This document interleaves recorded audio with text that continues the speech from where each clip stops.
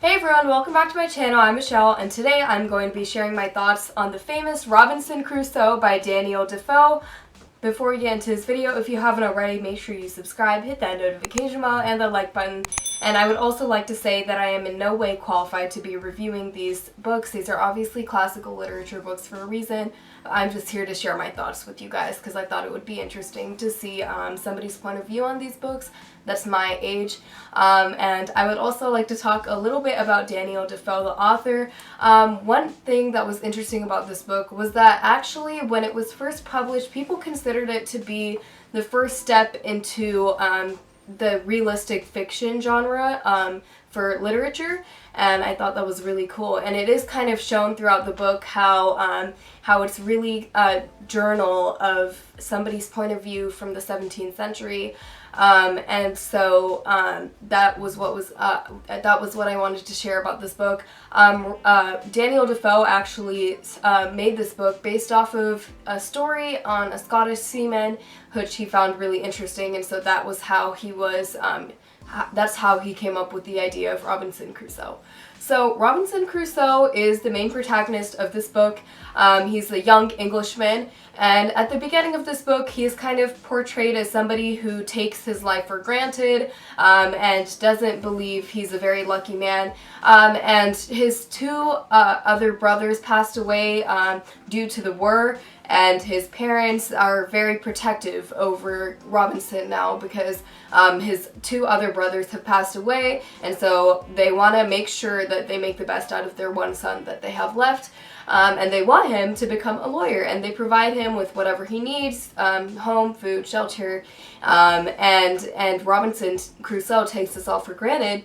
And you can really see him reflecting on all of this later on when he decides to go on a ship and start a new life. And so one day he's tired of sitting around at home, and he decides to pursue his dreams of being on the sea, being on the ocean, on a ship to Africa. And so he decides to rebel and defy his parents' orders of wanting him, or defy his parents' dreams of wanting him to become a lawyer. And he goes off on this voyage, and immediately, as soon as he gets on the ship, he realizes that he's made a big mistake.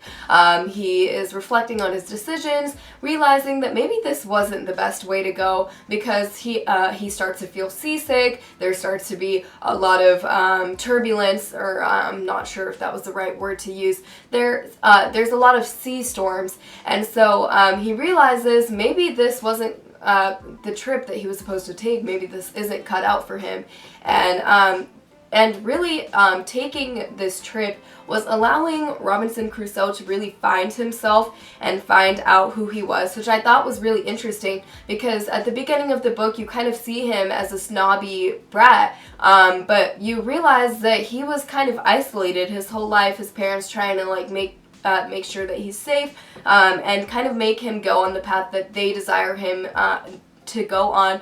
And so he has never really found himself, never really understood who he was. All he knew was this trip that he wanted to go on, and now that he's on it, he's starting to regret it.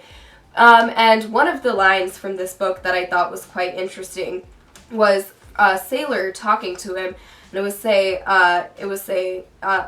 it says, "A capful you call it," said I. "'Twas a terrible storm." "A storm, you fool, you," replies he. "Do you call that a storm? Why, it was nothing at all."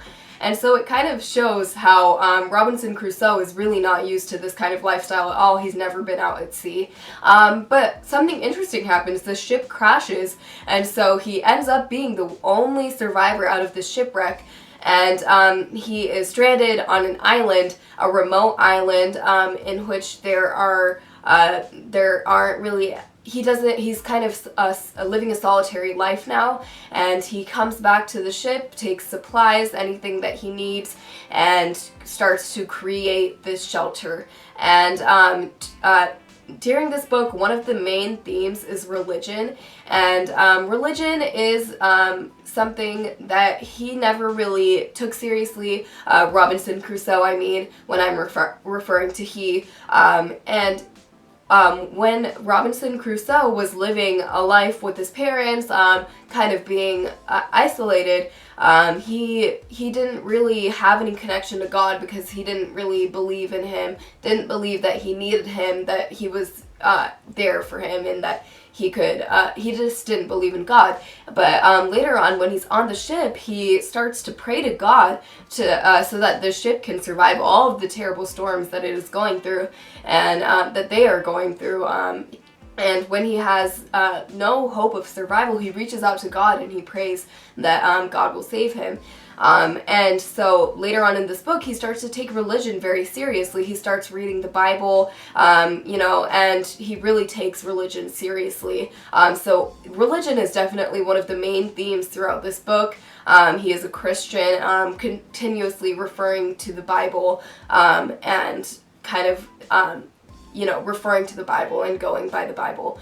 And in this book, something that I found quite astonishing was the fact that he saves this this man, and he enslaves him, makes him his slave, and names him Friday. And automatically, when I saw him naming this man Friday, my brain automatically went to Avengers, and how Tony Stark names a piece of technology Friday. And so how can you name a human being Friday? And he treats Friday as his slave, somebody who is below him. And soon enough, him and Friday go back to England together.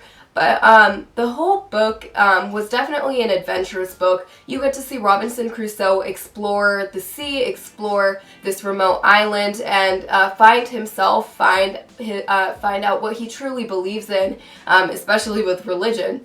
And so yeah, that was what this whole book was about. One of the things that I thoroughly enjoyed about this book was the way Daniel Defoe described the book. In many books, some people have a plot, and they want to achieve writing this plot within, say, 200 pages. And so they don't really focus on the details. They more focus on the actual plot and adding in certain pieces that make it a dramatic piece. However, Daniel Defoe somehow managed to really focus on the details and yet you know, let the readers explore all of Robinson Crusoe's adventures, and literally every chapter of the book is a new entry about a new thing that he went through, but it's so detailed, and so I think it is a really valuable piece of literature that you should all check out.